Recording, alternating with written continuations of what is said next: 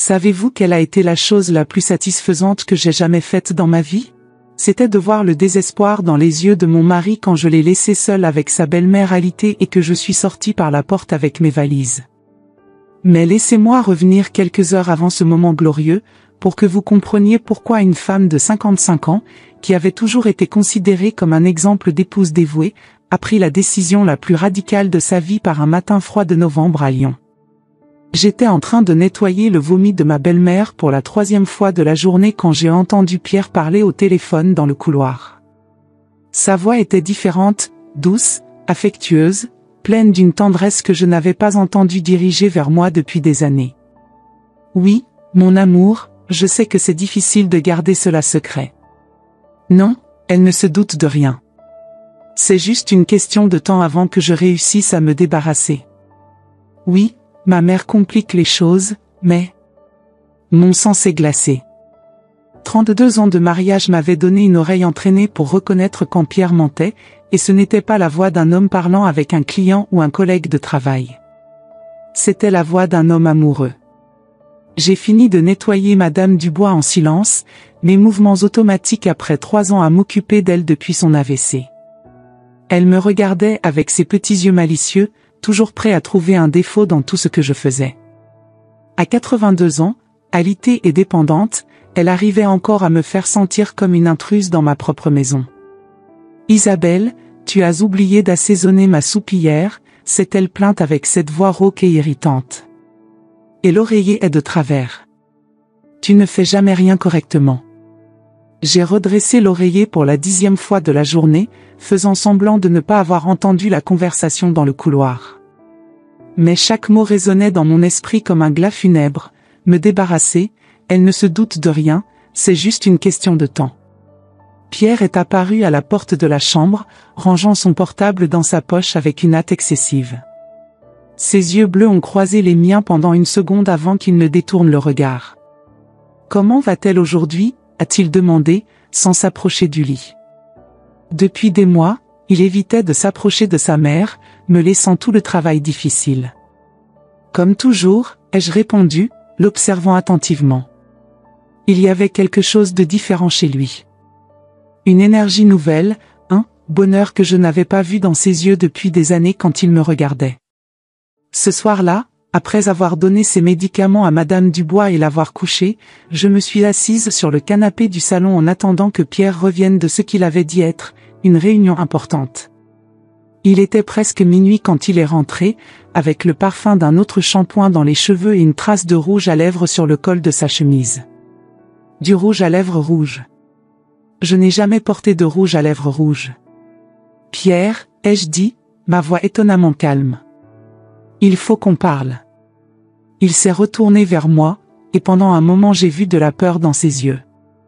Mais l'expression a vite changé pour quelque chose que j'ai reconnu comme du soulagement. Comme s'il était fatigué de faire semblant. Oui, Isabelle. Je pense qu'il est temps. Il s'est assis dans le fauteuil en face du canapé, gardant ses distances. L'homme dont j'avais tenu la main pendant des heures quand il avait eu une pneumonie n'arrivait même plus à s'asseoir à côté de moi. « J'ai rencontré quelqu'un », a-t-il dit, sans détour. Étrangement, je n'ai pas ressenti de choc. C'était comme si une partie de moi le savait déjà, se préparait à ce moment depuis des semaines. « Depuis quand ?» ai-je demandé. « 6 mois. 6 mois. » Pendant que je changeais les couches de sa mère, préparais ses plats préférés et massais ses épaules fatiguées tous les soirs, il construisait une nouvelle vie avec une autre femme.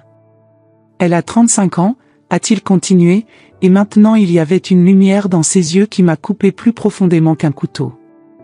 Elle travaille dans mon cabinet d'architecture. C'est tout ce que j'ai toujours voulu, Isabelle. Et moi, ma voix est sortie plus forte que je ne l'attendais. Qu'est-ce que je suis pour toi? Pierre a soupiré, passant ses mains dans ses cheveux grisonnants. Tu es une bonne femme. Une épouse dévouée. Mais, je ne t'ai jamais vraiment aimé. Les mots sont restés suspendus dans l'air comme une sentence de mort. 32 ans de ma vie résumés en 7 mots dévastateurs. Jamais, ai-je demandé, encore en train de digérer. Je t'ai épousé parce que ma mère t'approuvait, parce que tu étais stable, parce que je savais que tu prendrais bien soin de nous deux.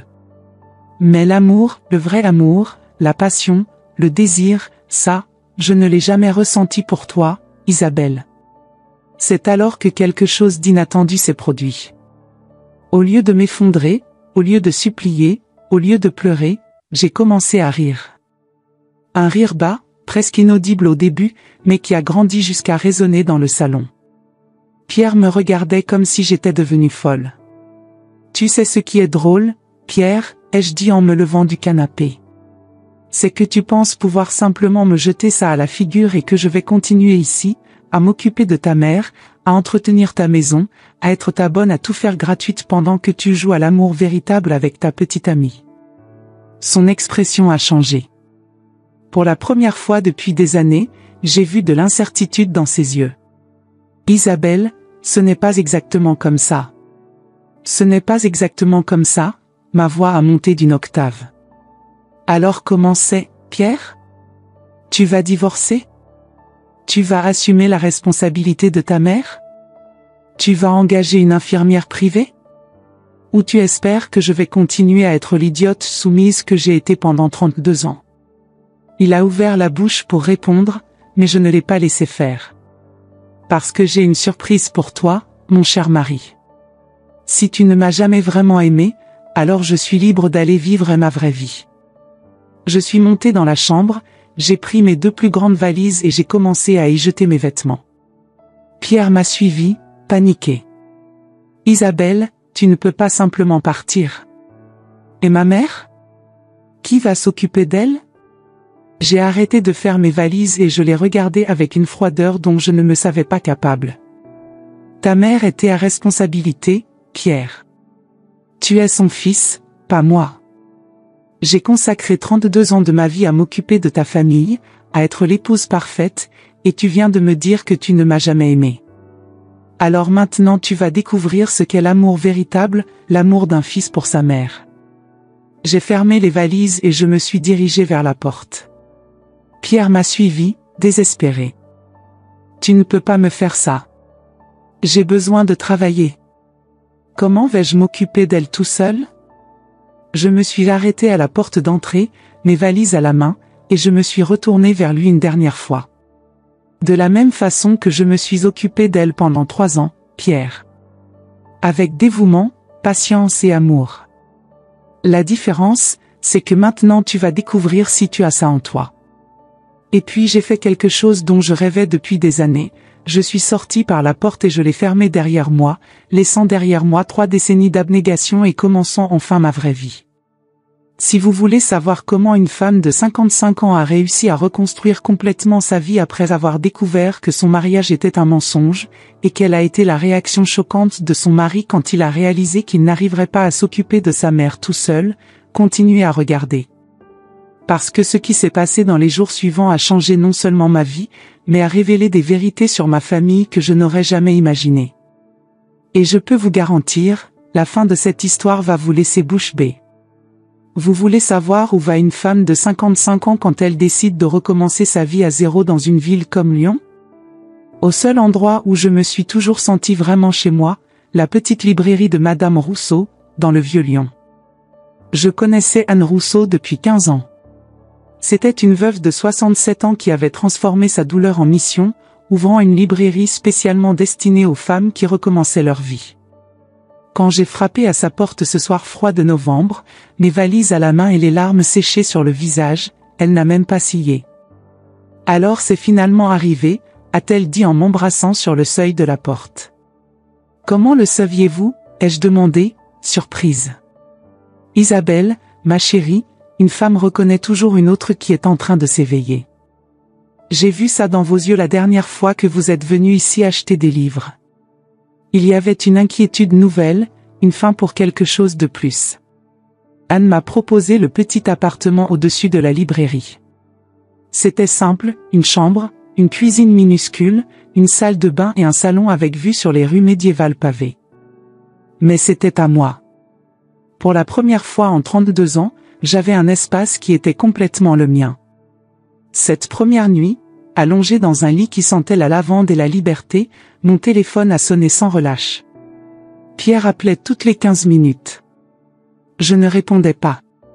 Le matin suivant, je suis descendu à la librairie et j'ai trouvé Anne en train de préparer du café. L'odeur remplissait l'espace chaleureux de la boutique, mélangée au parfum du papier et de l'encre des milliers de livres qui nous entouraient. Les rayonnages en bois ancien craquaient doucement, comme s'ils accueillaient une nouvelle résidente. Il a appelé toute la nuit, a-t-elle demandé en servant 2 tasses dans de la porcelaine délicate, ornée de petites roses bleues. Comment le saviez-vous? Parce qu'ils font toujours ça. D'abord vient le désespoir, puis la colère, puis la négociation, et finalement, la découverte. La découverte de quoi? Anna sourit, ses yeux verts brillants de sagesse. À quel point ils avaient besoin de nous, et à quel point nous n'avions pas besoin d'eux. Il était 10 heures du matin quand j'ai décidé de finalement répondre à l'un des appels de Pierre. Sa voix était méconnaissable, rauque, désespérée, comme celle d'un homme qui n'avait pas dormi. « Isabelle, pour l'amour de Dieu, tu dois revenir. » Ma mère, elle, je n'arrive pas.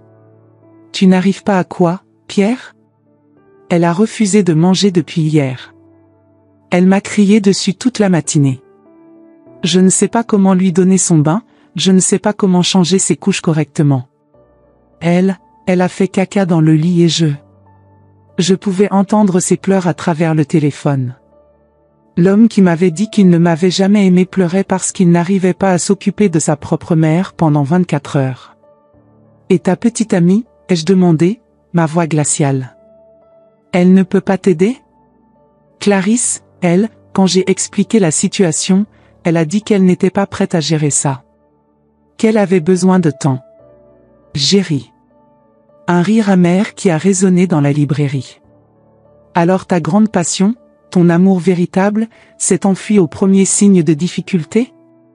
Comme c'est intéressant, Pierre. Isabelle, s'il te plaît. Je sais que j'ai fait une erreur. Une erreur, ma voix a monté. 32 ans de ma vie ont été une erreur? M'utiliser comme bonne et aide-soignante a été une erreur? Me dire que tu ne m'avais jamais aimé a été une erreur? J'étais confus. La crise de la cinquantaine, tu comprends. J'ai besoin de toi. Ma mère a besoin de toi. Non, Pierre. Vous aviez besoin de moi. Passez. Maintenant vous allez devoir découvrir comment vivre sans moi. J'ai raccroché le téléphone et je l'ai mis en mode silencieux. Les jours suivants, ma nouvelle routine s'est établie naturellement. Je me réveillais à 8 heures, prenais le petit déjeuner avec Anne pendant que nous parlions de livres et de vie. J'aidais à la librairie, organisant les étagères et servant les clients. L'après-midi, je me promenais dans les rues historiques de Lyon, découvrant des cafés et des galeries que je n'avais jamais eu le temps de visiter. La librairie d'Anne était un refuge pour beaucoup de femmes comme moi. Il y avait Marguerite, 62 ans, qui venait chaque mardi acheter des romans d'amour après avoir divorcé d'un mari violent. Sophie, 45 ans, mère célibataire qui trouvait du réconfort dans les livres de développement personnel. Et Élise, 38 ans, qui reconstruisait sa confiance en soi après une rupture douloureuse. Vous savez ce qui est merveilleux ici, m'a dit Marguerite un après-midi, en feuilletant un livre de Françoise Sagan. C'est qu'on peut être nous-mêmes sans jugement. On peut pleurer, rire, rêver. Et recommencer, ai-je ajouté. Exactement. Recommencer à tout âge. C'est pendant une de ces promenades que j'ai rencontré François. Il était assis sur un banc de la place Bellecour, nourrissant les pigeons et lisant un livre de Simone de Beauvoir. Il avait environ 60 ans, des cheveux complètement blancs mais bien entretenus, et un sourire bienveillant. Ses vêtements étaient simples mais élégants, un pull en cachemire beige, un pantalon en velours côtelé marine, des chaussures en cuir bien ciré. Il y avait quelque chose de rassurant dans sa posture, une tranquillité que je n'avais pas vue chez un homme depuis longtemps. Quand nos regards se sont croisés, il a fait un signe de la main. « Excusez-moi de vous déranger », a-t-il dit quand je me suis approché, « mais ne fréquentez-vous pas la librairie d'Anne Rousseau ?»« Oui, je travaille là temporairement. » J'ai cru vous reconnaître. Je suis François Martin, professeur de littérature à la retraite. J'achète des livres là-bas depuis des années. Nous nous sommes assis sur le banc et avons parlé pendant 2 heures. François m'a raconté qu'il avait perdu sa femme 3 ans auparavant, après 35 ans de mariage. Contrairement à Pierre, il parlait de sa femme avec une tendresse authentique, un amour qui transcendait la mort. « Vous vous aimiez vraiment ?» ai-je commenté, sentant une pointe d'envie. « Oui », a-t-il dit simplement. Et c'est pour ça que je sais reconnaître quand quelqu'un n'a jamais expérimenté ça. Ses yeux m'ont étudié avec une intensité bienveillante. Pardonnez-moi si je suis indélicat, mais il y a une tristesse dans vos yeux que je reconnais. C'est la tristesse de quelqu'un qui a donné de l'amour sans en recevoir en retour. Ces mots m'ont frappé comme un éclair de compréhension. C'était exactement ça, j'avais passé 32 ans à aimer un homme qui ne m'avait jamais aimé en retour. Comment faites-vous pour continuer après avoir perdu un grand amour, ai-je demandé. François a regardé les pigeons qui se disputaient les miettes de pain qu'il avait jetées. On ne continue pas, Isabelle. On apprend à vivre différemment. Marie fait toujours partie de moi, mais j'ai appris que l'amour véritable, même quand il se termine, nous rend plus capables d'aimer à nouveau. Pas de la même façon, mais avec plus de sagesse. Cette nuit-là, quand je suis rentré dans mon petit appartement, j'ai trouvé cet message de Pierre sur mon portable. Dans chacun, sa voix semblait plus désespérée. Dans le dernier message, j'ai entendu quelque chose que je n'aurais jamais pensé entendre, Pierre qui pleurait. Isabelle, ma mère a fait une chute. Je ne savais pas quoi faire. J'ai dû appeler une ambulance. Elle est à l'hôpital, et les médecins ont dit que si je n'arrivais pas à m'occuper d'elle correctement, ils allaient devoir l'interner définitivement dans une maison de retraite. S'il te plaît, je t'en supplie, reviens à la maison. Je suis resté à regarder le téléphone pendant de longues minutes. Une partie de moi, la partie qui avait été conditionnée pendant 3 décennies à prendre soin de tout le monde, voulait courir pour revenir. Mais une voix nouvelle, plus forte, a murmuré dans mon esprit, « Et si tu ne revenais pas?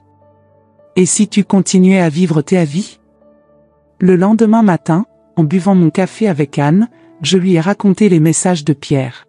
« Qu'est-ce que vous ressentez ?» m'a-t-elle demandé. « De la culpabilité, ai-je admis. Mais aussi, du soulagement. Est-ce horrible? Non, ma chérie. C'est humain. Vous avez passé des décennies à porter le poids émotionnel de toute une famille.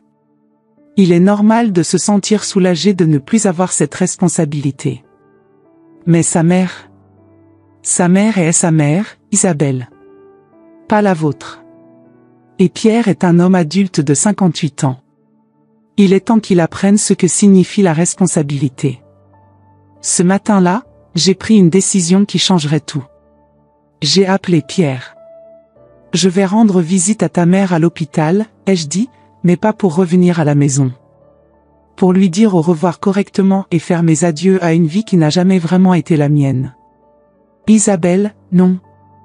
Et Pierre? Il y a quelque chose que tu dois savoir. Quelque chose que j'ai découvert hier quand je suis allé chercher des documents dans l'appartement pendant que tu étais à l'hôpital. Le silence de l'autre côté de la ligne était assourdissant. J'ai trouvé les lettres, Pierre. Les lettres que ta mère écrivait à sa sœur à Marseille. Des lettres où elle racontait comment elle me manipulait, comment elle inventait des symptômes pour me garder occupée, comment elle faisait semblant d'être plus mal qu'elle ne l'était vraiment pour s'assurer que je n'ai jamais de temps pour moi-même. J'ai entendu sa respiration lourde. Elle a toujours su que tu ne m'aimais pas. En fait, elle encourageait ça. Dans les lettres, elle écrit à quel point c'était satisfaisant de me voir à ma place, comme elle disait. Comme une employée de la famille. Isabelle, je ne savais pas. Mensonge. Tu savais. Vous saviez tous les deux. Et tu sais quoi? Ça m'a complètement libérée. Parce que maintenant je sais que je ne dois rien à aucun de vous. Quand j'ai raccroché, j'ai ressenti quelque chose que je n'avais pas expérimenté depuis des décennies, du pouvoir. Le pouvoir de choisir ma propre vie. François est passé à la librairie cet après-midi-là. Anne nous a laissés seuls dans la section poésie, où la lumière dorée de l'automne lyonnais filtrait à travers les grandes fenêtres. Vous semblez différente aujourd'hui, a-t-il observé. Comment ça? Plus légère. Comme si un poids énorme avait été retiré de vos épaules. C'est exactement ce qui s'est passé, ai-je dit en lui racontant ma conversation avec Pierre. François a écouté sans m'interrompre, ses yeux bienveillants fixés sur moi. Savez-vous ce que vous venez de faire, Isabelle? Quoi? Vous venez de reprendre votre pouvoir. Pour la première fois de votre vie d'adulte, vous avez choisi vous-même plutôt que les autres. Ce soir-là, nous avons dîné ensemble dans un petit bistrot du Vieux-Lyon. François m'a parlé de ses voyages, de ses livres préférés, de sa passion pour l'art et la musique. Pour la première fois depuis des années, j'ai eu une conversation intellectuelle stimulante avec un homme qui s'intéressait vraiment à mes opinions. « Qu'est-ce que vous voulez faire maintenant ?» m'a-t-il demandé pendant que nous partagions une tarte aux poires. « Je ne sais pas », ai-je admis. Pour la première fois de ma vie, je n'ai pas de plan. C'est terrifiant et excitant à la fois. Alors nous allons découvrir ensemble, a-t-il dit en souriant. J'aimerais beaucoup vous accompagner dans cette nouvelle aventure, si vous le permettez. En rentrant chez moi ce soir-là, j'ai trouvé un message vocal de Pierre qui a changé tout ce que je pensais savoir sur ma famille. 3 semaines après avoir quitté Pierre, j'étais méconnaissable. Anne m'avait convaincu de me faire couper les cheveux, une coupe moderne, aux épaules, avec des mèches qui camouflaient les cheveux grisonnants. J'avais acheté de nouveaux vêtements, pas les habits pratiques et ternes que je portais depuis des années, mais des robes qui mettaient en valeur ma silhouette encore séduisante, des couleurs vives qui avaient réveillé quelque chose en moi qui dormait depuis des décennies. La transformation n'était pas seulement extérieure. Chaque matin, quand je me regardais dans le miroir de mon petit appartement, je voyais une femme que je ne reconnaissais pas, ou plutôt, que je reconnaissais enfin. C'était moi, la vraie moi, celle qui avait été étouffée pendant 32 ans sous le poids des attentes et des obligations. François et moi étions devenus des amis proches. Il m'avait présenté à un monde que j'avais oublié qui existait, des expositions d'art dans les galeries du Presqu'île, des concerts de musique classique à l'auditorium, des pièces de théâtre au Célestin, des cafés littéraires où les gens discutaient d'idées et de rêves plutôt que de corvées ménagères et de problèmes de santé. Pour la première fois depuis des années, je me sentais intellectuellement stimulé. Nous avions pris l'habitude de nous promener ensemble le long des berges du Rhône chaque après-midi. François était un compagnon fascinant, il connaissait l'histoire de chaque bâtiment, chaque pont, chaque monument de Lyon. Mais plus que cela, il écoutait vraiment quand je parlais, posait des questions réfléchies, respectait mes opinions. Ce fut lors d'un de ces après-midi, en buvant du vin dans un bistrot près de la cathédrale Saint-Jean, que François posa une question qui changerait tout. « Isabelle, puis-je vous demander quelque chose de personnel ?»« Bien sûr. »« Vous et Pierre, vous avez eu des enfants ?» La question m'a prise au dépourvu. C'était un sujet que j'évitais de penser depuis des années, une douleur profonde que j'avais enfouie sous les tâches quotidiennes. « Non », ai-je répondu, sentant la pointe familière de douleur. Nous avons essayé pendant très longtemps, mais ça n'est jamais arrivé. Et vous avez fait des examens? Des tests? J'ai fait une pause, le verre de vin à mi-chemin de mes lèvres. Le bistrot autour de nous bourdonnait de conversation, l'odeur du coq au vin et des fromages affinés flottait dans l'air, mais soudain je me sentais isolé dans une bulle de souvenirs douloureux. Pierre disait toujours que c'était mon problème.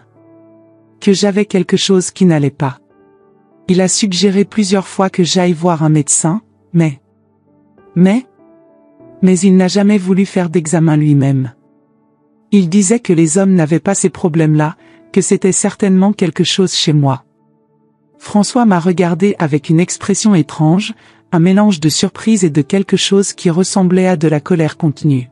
« Isabelle, n'avez-vous jamais trouvé étrange qu'après 32 ans d'essai, cette petite amie de 35 ans ne soit pas non plus tombée enceinte de lui ?»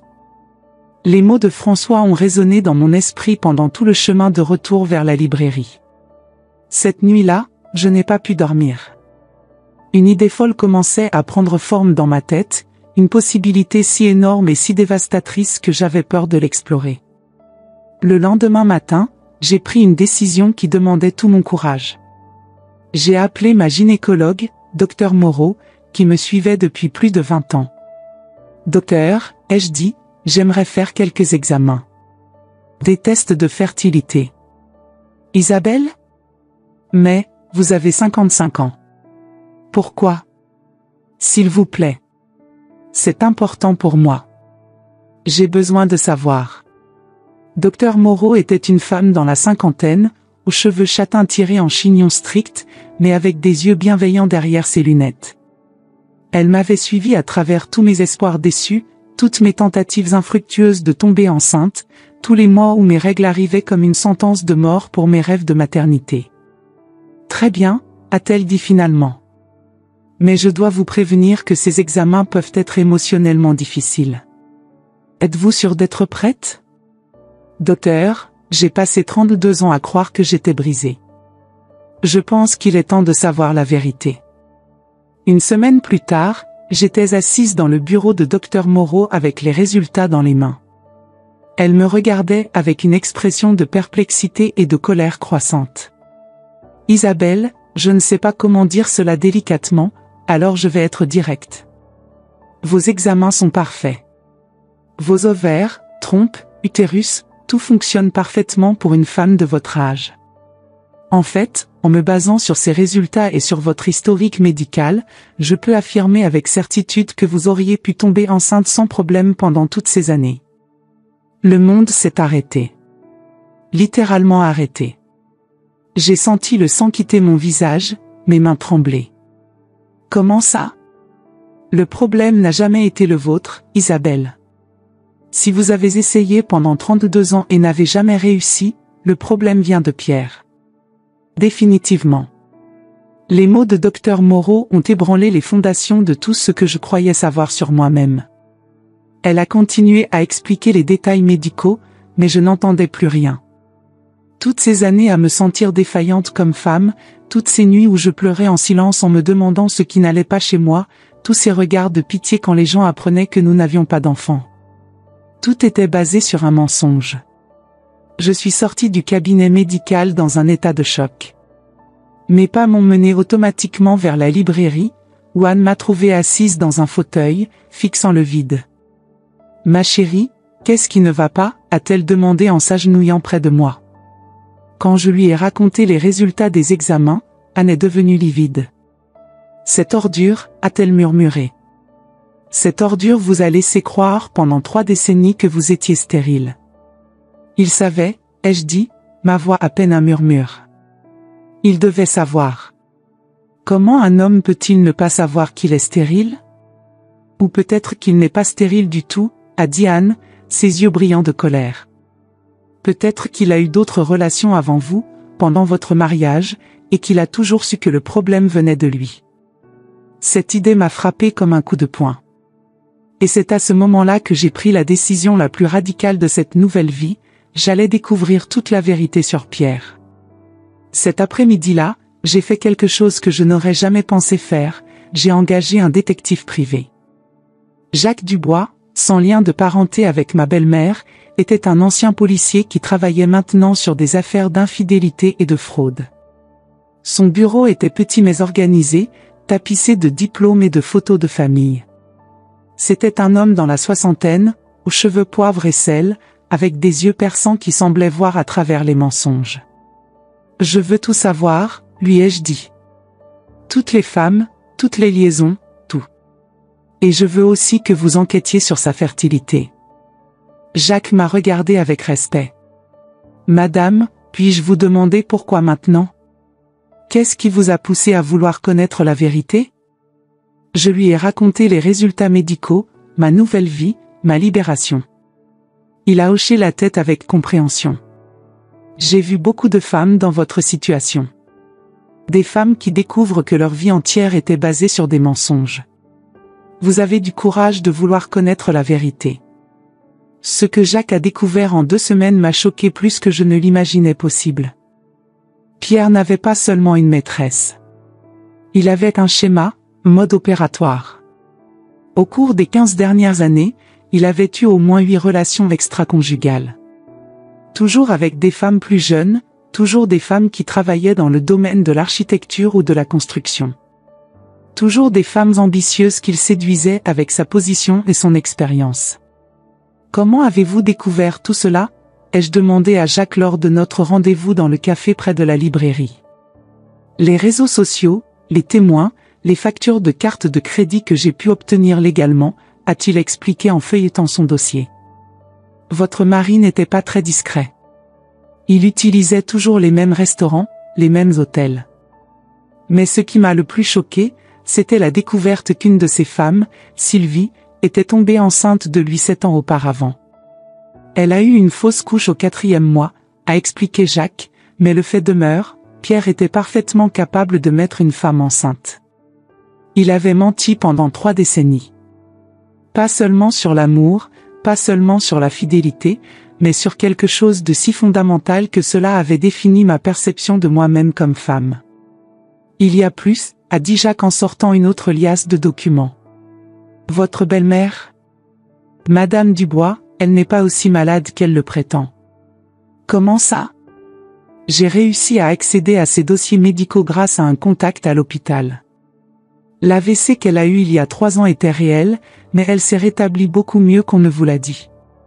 Elle est parfaitement capable de marcher sur de petites distances, de se nourrir seule, d'aller aux toilettes sans aide. Mon esprit tournait. Alors elle faisait semblant? Pas exactement semblant, mais elle exagérait drastiquement son incapacité. Et d'après les relevés d'appel que j'ai pu obtenir, elle et Pierre se parlaient régulièrement de vous garder occupé. Il semble que c'était un accord entre eux. La nausée m'a prise. Une nausée réelle, physique. Tous ces bains que j'avais donnés, toutes ces couches que j'avais changées, toutes ces nuits où je m'étais levé pour m'occuper d'elle. Ils travaillaient ensemble pour me garder comme esclave domestique? C'est ce qu'il semble, madame. J'ai aussi trouvé des preuves que Pierre payait certains de ses soins médicaux supplémentaires, des services qui n'étaient pas vraiment nécessaires, mais qui vous gardaient occupé. Ce soir-là, assise dans mon petit appartement, j'ai pris la décision la plus radicale de ma vie. J'ai pris le téléphone et appelé Pierre. Allô? Sa voix semblait fatiguée, vaincue. Il était presque minuit. Pierre, c'est moi. Isabelle. Dieu merci. S'il te plaît, dis-moi que tu vas revenir. Je n'en peux plus. Ma mère est impossible, elle me crie dessus tout le temps, et je... Pierre, j'ai des choses à te dire. Quoi? Mon cœur battait si fort que j'étais sûr qu'il pouvait l'entendre à travers le téléphone. Mais ma voix était ferme, claire. Première chose, je sais tout sur tes maîtresses. Toutes les 8 des 15 dernières années. Silence total. Je pouvais entendre sa respiration s'accélérer. Deuxième chose, je sais que tu peux avoir des enfants. Je sais pour Sylvie et la grossesse. Je pouvais entendre sa respiration lourde maintenant, presque paniquée. Troisième chose, je sais que ta mère n'est pas aussi malade qu'elle fait semblant. Je sais que vous m'avez manipulé pendant des années, tous les deux. Isabelle. Et quatrième chose, Pierre, demain matin, je serai à la porte de notre appartement avec un avocat de divorce.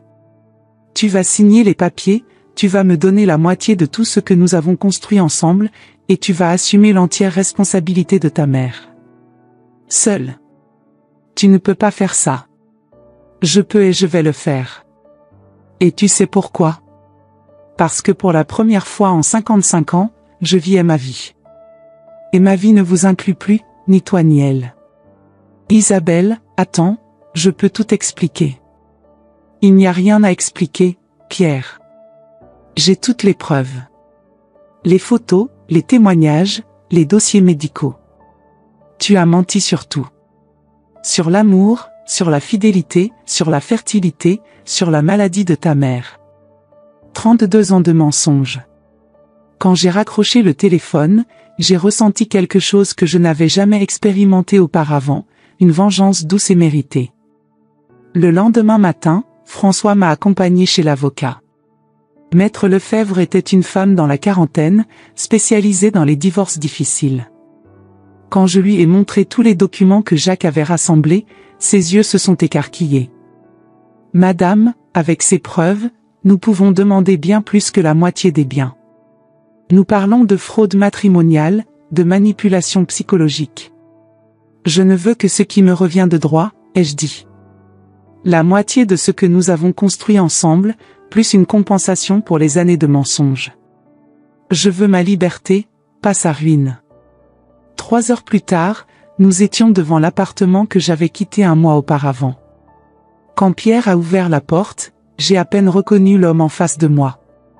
Il avait perdu du poids, ses vêtements étaient froissés, ses cheveux ébouriffés. Mais ce qui m'a le plus frappé, c'est l'expression dans ses yeux, la peur. « Isabelle » a-t-il murmuré. « Tu es revenue. »« Je suis venu récupérer ce qui m'appartient et signer les papiers », ai-je dit fermement. Rien de plus. C'est alors que j'ai entendu une voix familière de la chambre. « Isabelle ? C'est toi ?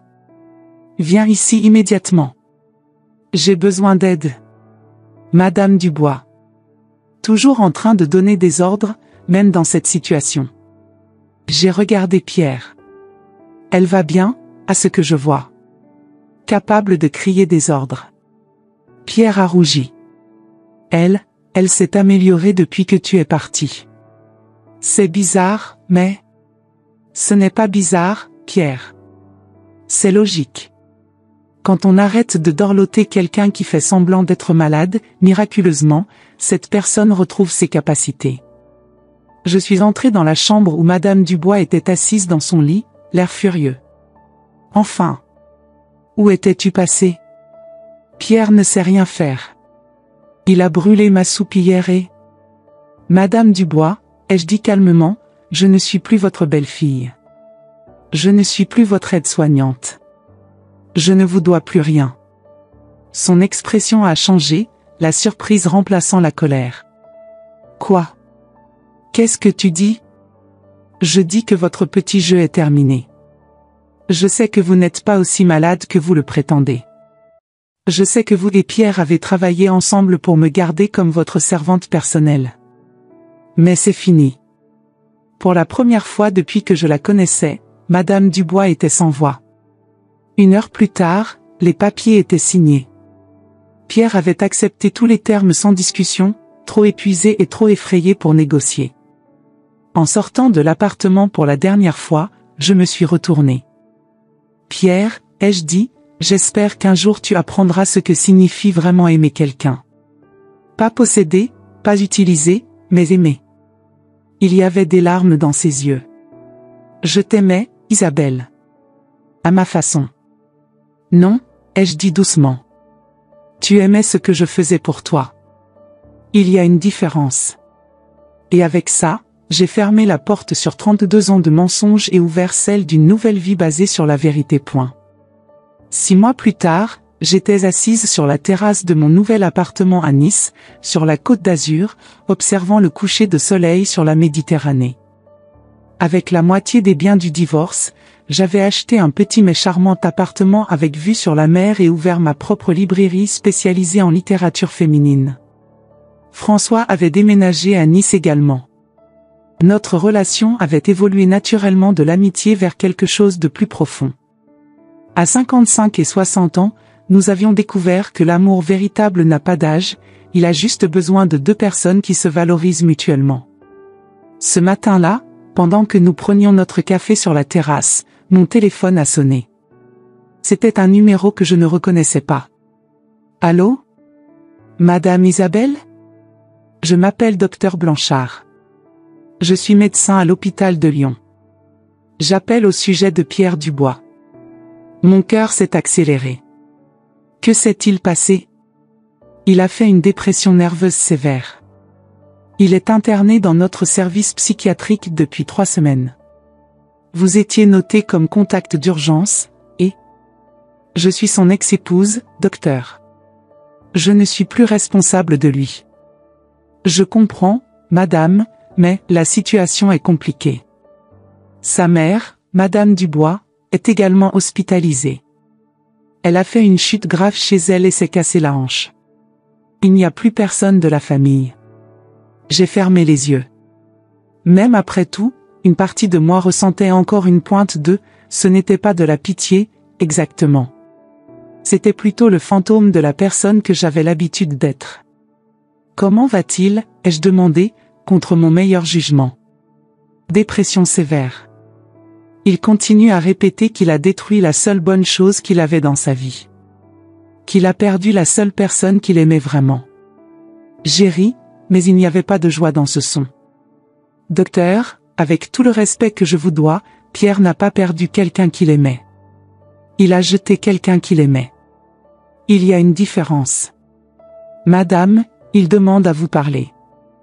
Juste 5 minutes. » J'ai regardé François, qui m'observait avec inquiétude.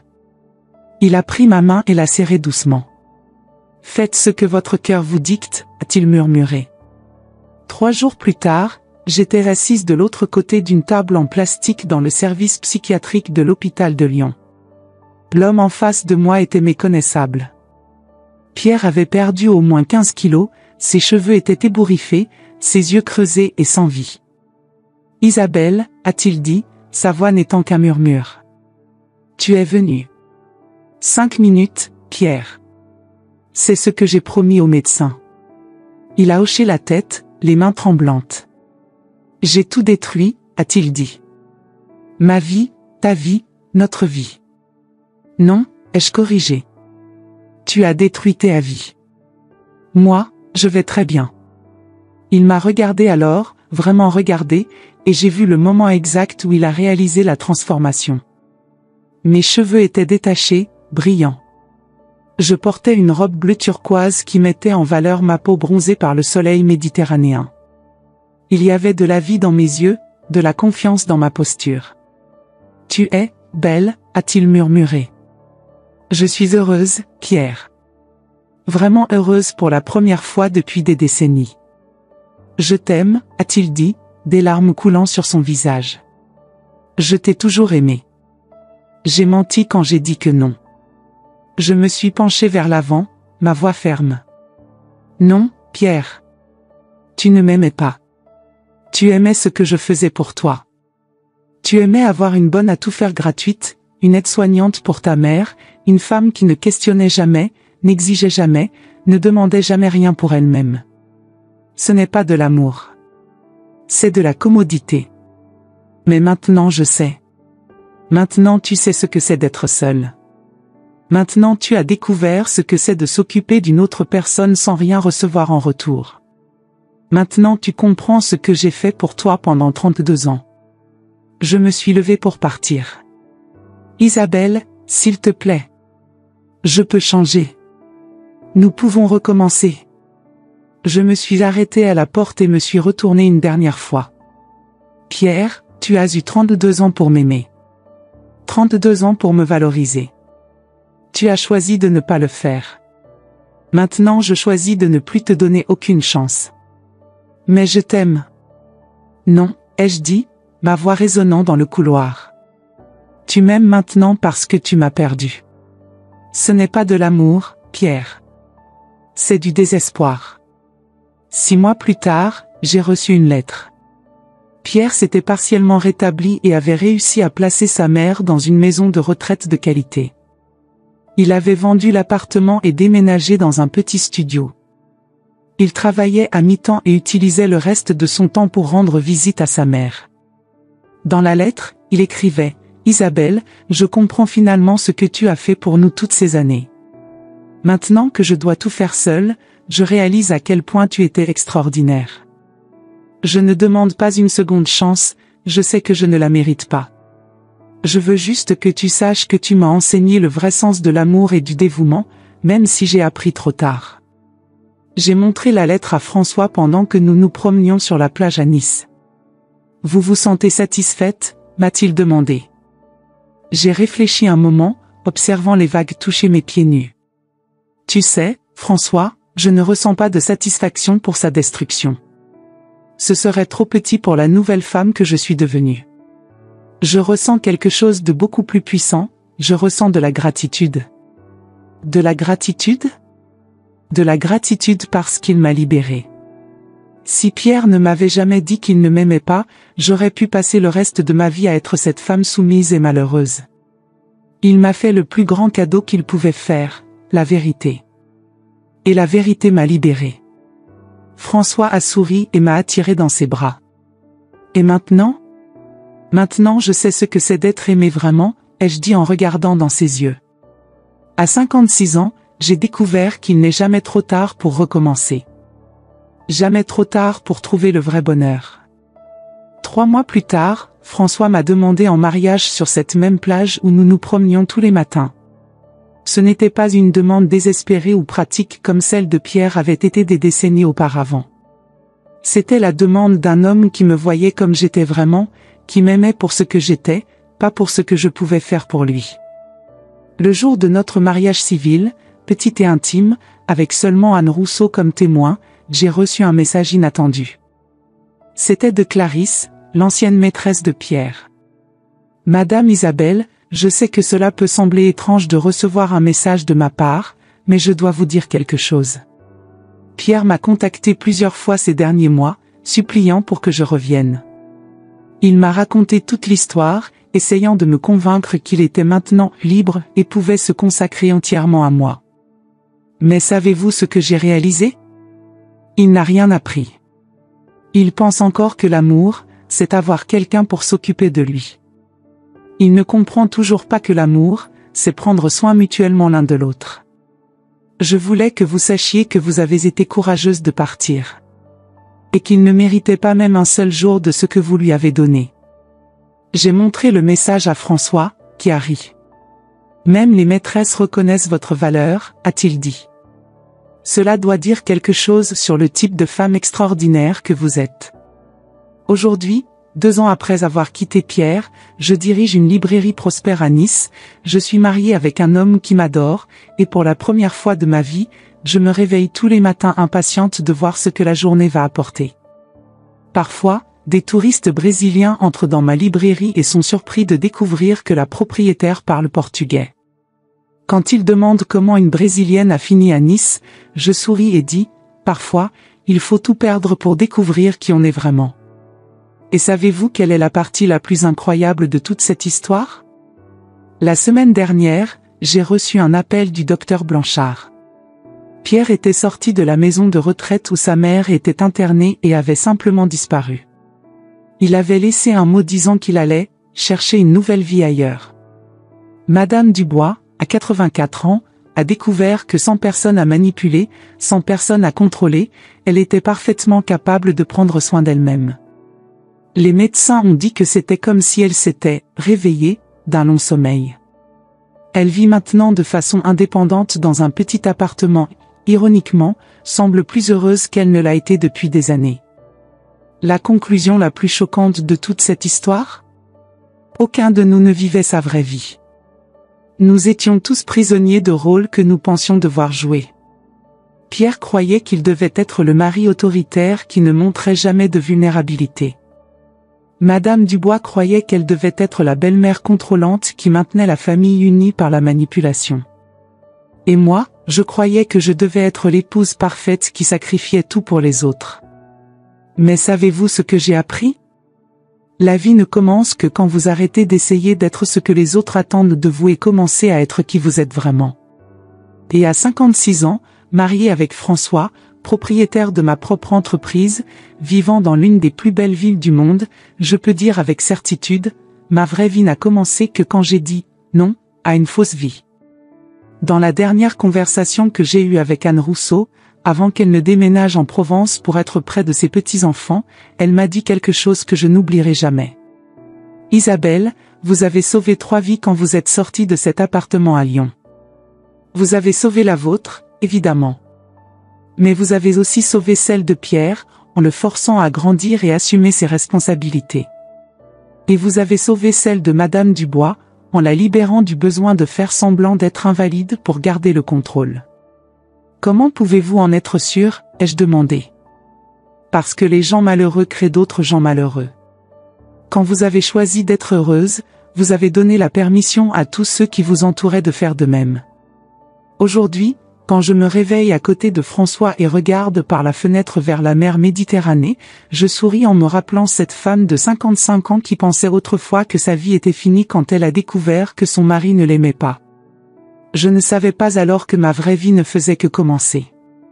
Et si vous lisez cette histoire et vous y reconnaissez, si vous vivez une vie qui n'est pas la vôtre, en prenant soin de personnes qui ne vous valorisent pas, en sacrifiant vos rêves pour les caprices des autres, laissez-moi vous dire quelque chose. Il n'est jamais trop tard pour recommencer. Il n'est jamais trop tard pour être heureuse. Il n'est jamais trop tard pour découvrir qui vous êtes vraiment. Parfois, la plus grande preuve d'amour propre est simplement de partir. Et quand vous partez, quand vous choisissez finalement votre propre bonheur, peut-être découvrirez-vous, comme moi j'ai découvert, que la vie que vous pensiez avoir perdue n'a jamais vraiment été la vôtre pour commencer. La vraie vie, la vie qui vaut la peine d'être vécue, attend de l'autre côté de la porte. Vous devez juste avoir le courage de l'ouvrir. Si mon histoire vous a touché, si vous vous êtes reconnu dans ma voix, si vous avez ressenti cette douleur familière de donner sans jamais recevoir, alors je vous demande quelque chose d'important. Commentez ci-dessous et dites-moi, quelle partie de mon histoire vous a le plus marqué? Était-ce le moment où j'ai découvert les mensonges? Quand j'ai trouvé le courage de partir? Ou peut-être cette sensation de liberté quand j'ai enfin fermé la porte derrière moi? Vos commentaires ne sont pas juste des mots pour moi, ils sont des ponts entre nos cœurs, des preuves que nous ne sommes pas seuls dans cette lutte silencieuse que tant de femmes vivent chaque jour. Partagez cette vidéo avec une amie, une sœur, une collègue qui a besoin d'entendre qu'il n'est jamais trop tard pour choisir sa propre vie. Parfois, une histoire comme la mienne peut être l'étincelle dont une femme a besoin pour réaliser qu'elle mérite mieux. Abonnez-vous à cette chaîne parce que je continuerai à partager des histoires vraies de femmes qui ont eu le courage de transformer leur vie. Des histoires de renaissance, de découverte de soi, de force que nous ne savions même pas posséder. Mais surtout, je veux que vous sachiez ceci, si vous vivez dans l'ombre de quelqu'un d'autre, si vous vous réveillez chaque matin en vous demandant où est passée la femme que vous étiez autrefois, si vous donnez toujours sans jamais recevoir, vous n'êtes pas seul. Il y a des milliers de femmes qui vous écoutent en ce moment même, qui hochent la tête en reconnaissant leur propre histoire dans la mienne. Nous formons une communauté invisible mais puissante de femmes qui refusent de rester prisonnières de vies qui ne nous appartiennent pas. Votre vie vous attend. Elle est là, de l'autre côté de la peur, de l'autre côté des « mais que vont dire les gens », de l'autre côté de cette voix qui vous dit que vous êtes trop vieille, trop fatiguée, trop dépendante pour changer. Moi, Isabelle, à 55 ans, j'ai prouvé que cette voix ment. Alors, que direz-vous aujourd'hui à cette femme qui vous regarde dans le miroir? Dans les commentaires, partagez-lui un message d'encouragement. Parce que quand nous nous soutenons mutuellement, nous devenons invincibles. La prochaine histoire que je partagerai pourrait bien être la vôtre, une histoire de transformation, de courage, de renaissance. En attendant, souvenez-vous, vous êtes plus forte que vous ne le pensez, plus précieuse que ce qu'on vous a fait croire, et il n'est jamais, jamais trop tard pour commencer à vivre votre vraie vie. Merci de m'avoir écouté. Merci de faire partie de cette communauté de femmes courageuses. À bientôt, mes chères guerrières silencieuses. Votre histoire compte, et j'ai hâte de l'entendre. Avec tout mon amour et ma force, Isabelle.